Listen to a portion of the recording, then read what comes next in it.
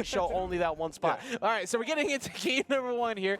This is something you started off the broadcast with bringing up, and here it is. We are going to see that cross show up. Insert cross v whoever, and it's a strong team. Yo, but on the other side, though, Moxyz coming in here with the Snake Eyes, a.k.a. the Thatch crossover. He's going to be coming in with low defense, but the way he is zooming across the screen does not matter. He is basically untouched, and what's his name? VRosco is literally untouched right now. Yeah, this is a very explosive team when you think about it, especially from the signature kit. Imagine trying to get off the side of the stage against these two. Don't go off stage. Like, you're going to have to get through 2 cannonballs.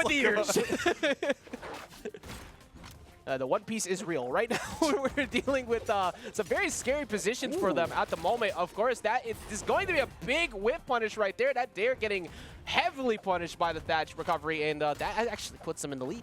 Yeah, I mean, Elsom's the one who's coming in playing that cross, but he hasn't been really effective. Like, this has been the blue team just running all over them. Team combo comes out, and Elsom out on the right side, trying to get back. You see Moxyz giving them a lot of breathing room, but it looked like a fake out, maybe looking for the 1v2 onto Asmodie. Okay, all right.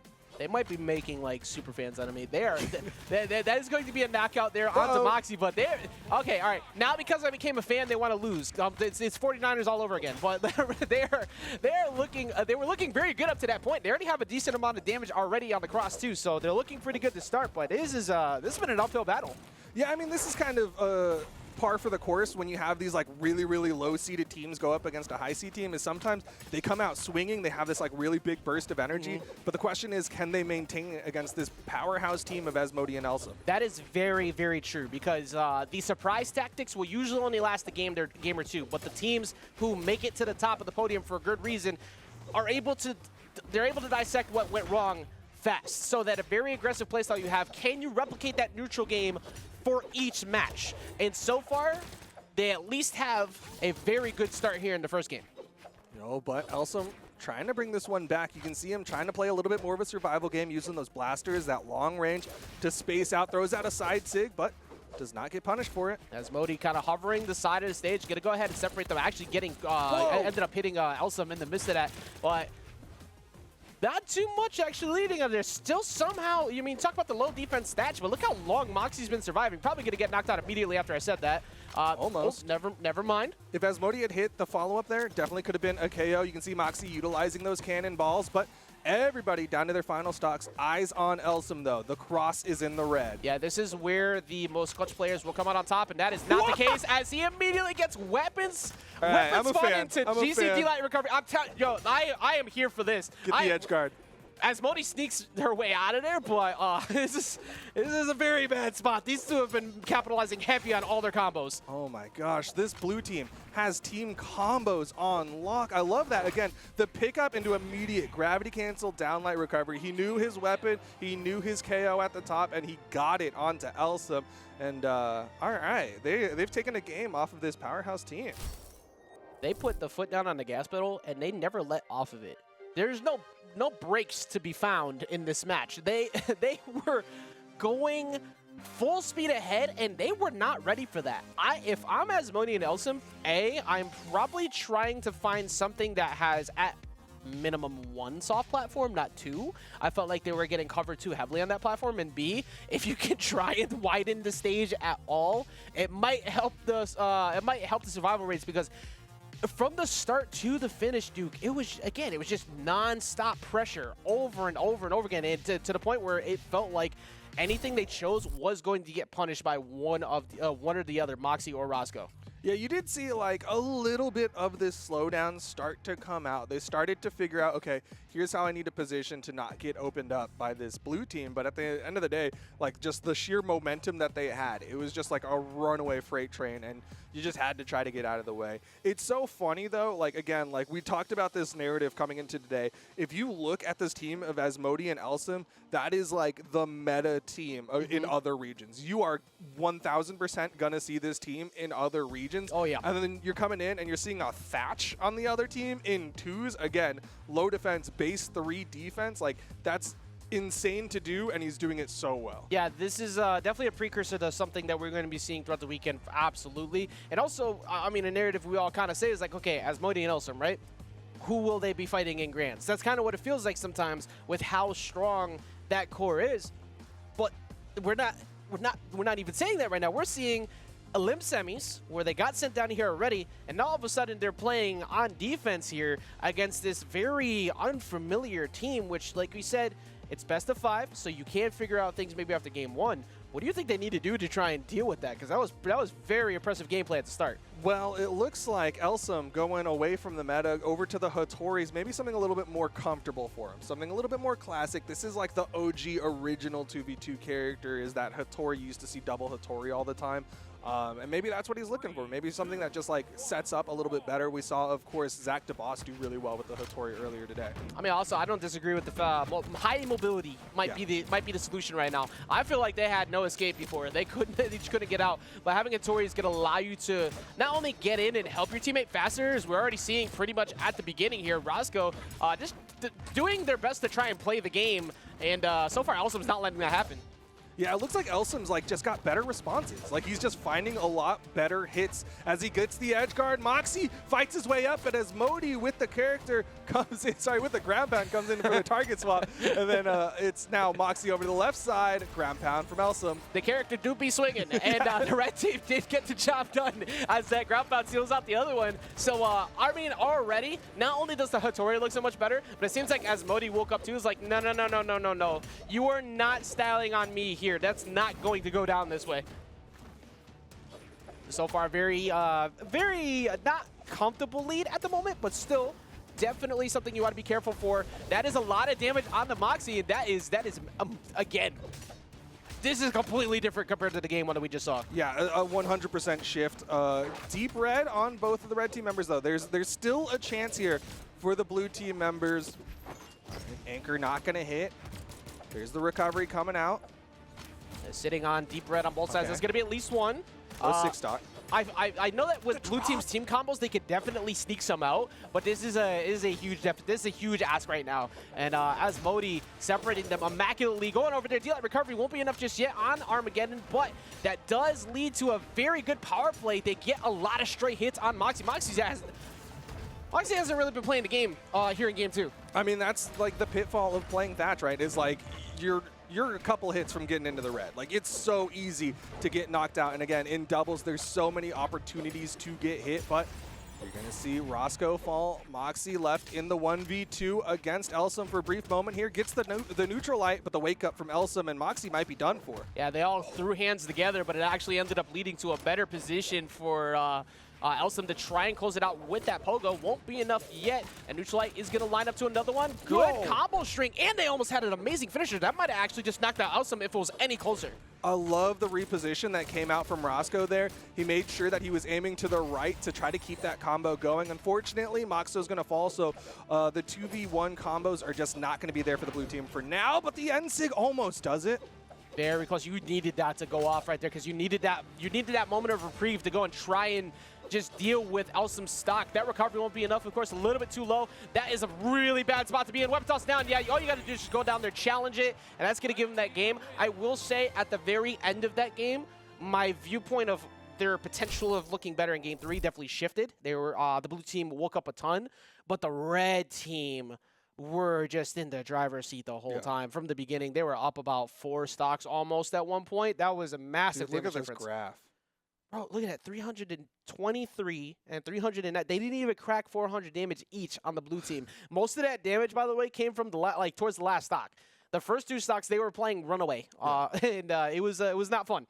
That is, again, there you're seeing Moxyz got taken out twice before anybody else. So that was very brutal, and Moxyz's got to be very careful about his positioning now because the red team will likely be looking to do the same. They want to just take him out and just win their 1v2s. Well, they got access to Miami Dome again, which the last time we were here in game 1, it was entirely the blue team show, and I think a big part of that had to do with these 2 soft platforms, giving them extra extensions. And it's kind of looking similar here as Elsom's already taken a good amount of damage. Nice downlight side air. Roscoe not able to follow up, unfortunately, though, but it does split the red team a little bit. You saw Moxyz in position looking for the SIG, and he's going to get the downlight side SIG on both. Not a true combo, but it is unjumpable. I want to take a very close look at Moxyz's damage. Do you see it? I don't, because it didn't exist until that straight hit. That was a completely untouched start. for Moxyz after Moxyz was getting absolutely bullied that last game. So kudos to them. vRosco, However, Roscoe, save. yeah, good save. There you go. You do not want to be giving up these stocks after having a very good lead like that. Oh, but Asmodie reads the dodge up from Moxyz. Moxyz still manages to get back safely. Blue team members are extending their stocks. This is what you need to see from Moxyz. He needs to survive. Big key factor right now is to build up this damage lead if you can, because again, the red team is an incredibly strong two-pair of Asmodie and Elsom, and that's going to be a knockout over on the side of Roscoe. It should be a free double up, but this evasiveness from Moxyz, very, very solid, keeping that stock still there. He saw what happened in game number 2, and he's like, not going to let that happen again. Asmodie still not able to get it. That side air almost does it the clash out, and Moxyz still gets the wall touch. Oh my goodness, anytime I see anybody trying to box with the red team over there, Duke, I get fearful for even Roscoe's stock to potentially get knocked out low. That side air will, of course, finally find Moxyz. They did get a lot of damage, though. Take a look at the red team. Both of them deep in the red already. It's a big opportunity. Stuffed recovery, though. They go out there to try and get him. They almost get him off the wall, but Moxyz gets back on. The side air helping him out, but the D-Light's there, trying to close it on the side. Here goes Asmodie, and they still somehow get the stock away from Roscoe. Another one gets taken away from Moxyz, but stocks were flying. Yeah, so many people were in the red, but now so many people are now on their final stocks. Moxyz, the one holding it down for the blue team, but at the end of the day, that's still a load of... Oh my God! Well, that's one way to send a message. They got another early one. Don't let them get Miami Dome. Just don't let them get it. The blue team is up 3 stocks to 1. Asmodie is definitely one of the best people, Elsom is one of the best people you can ask for in this position, but it is a very tough ask. Yeah, this is going to be challenging because, again, blue team has some amazing team combos. They've shown it on Elsom already. Elsom needs to make sure he does not land improperly, because if he gets caught by a neutral light, that could be a stock. Down light, down air, but Moxyz wasn't ready. A little bit too far away, not able to close, get a follow-up on that. The Nair's going to separate them a bit, but I like this. Not really overextending. That's going to be a punish, but they had a stock to throw away. They had one to work with, and Roscoe taking the exact right approach. Don't try to over-engage. It's not worth taking that damage. Wait for him to spawn.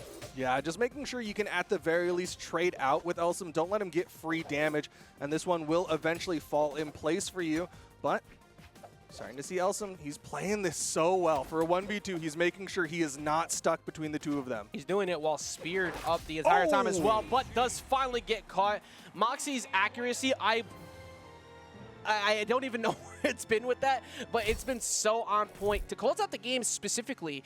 So that is, again, the blue team striking back, moving themselves up 2-1 here in a very peculiar spot for Asmodie and Elsom to try and get themselves to continue. Like, look at that, 555 damage done on the sword alone.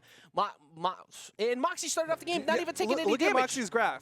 It's like he didn't exist for the first half, but it's him putting out damage and not getting hit. Like, he literally just like appeared. His graph doesn't appear until later.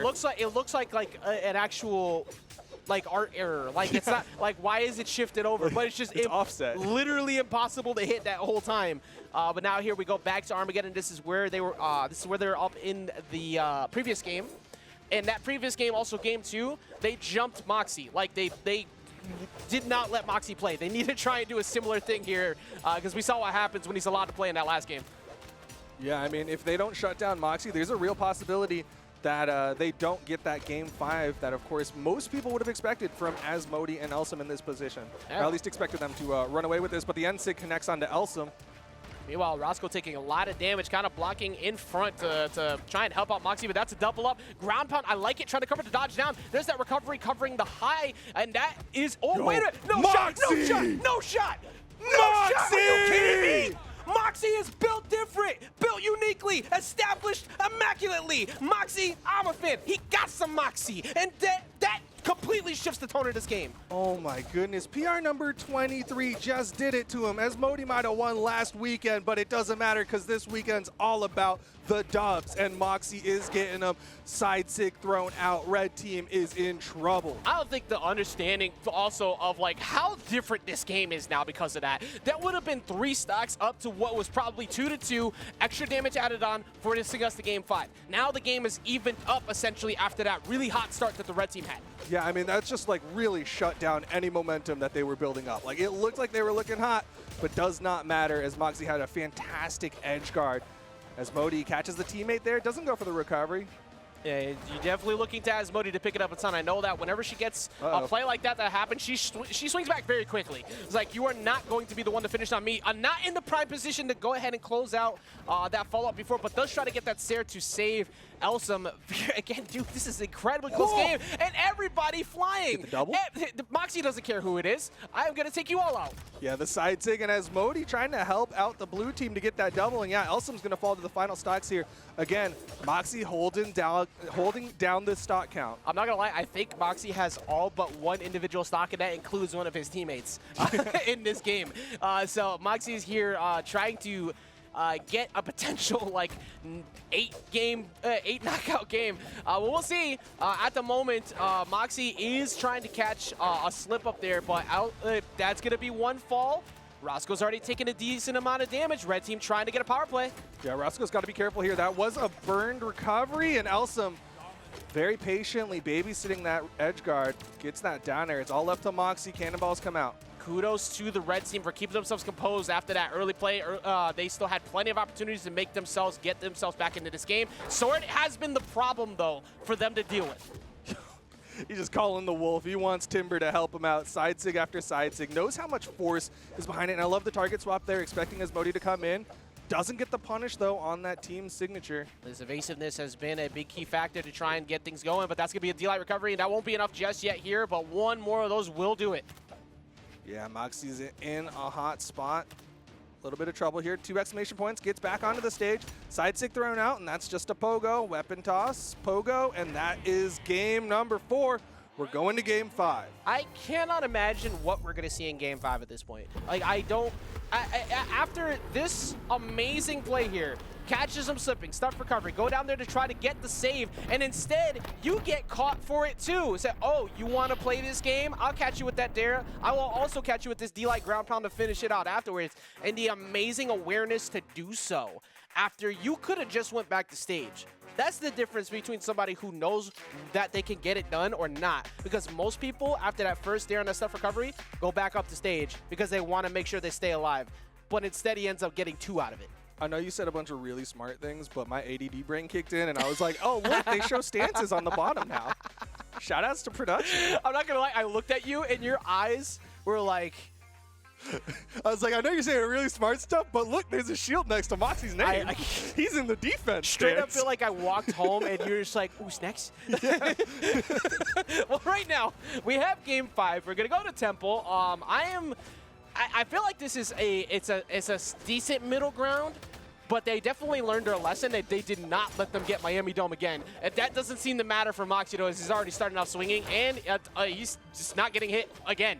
Yeah, this is, hey, Mom, when are we going to Miami Dome? What are you talking about? We got Miami Dome at home. You got 2 platforms, but they're not at the same heights, and it doesn't matter as Moxyz hits another side sig. Asmodie's already down to her 2nd stock. Bro, who are you? Okay, like, coming out here just performing so well at this moment, and Red Team has been, the fact that they were able to bring it back that last game just shows how good they are. They've been able to shut down this hyper-aggressive core, of course, hitting the teammate, so it won't go too far away, but there's a big fear factor here for Asmodie and Elsom as them potentially falling, but that is going to be possibly a double KO here. Good defense.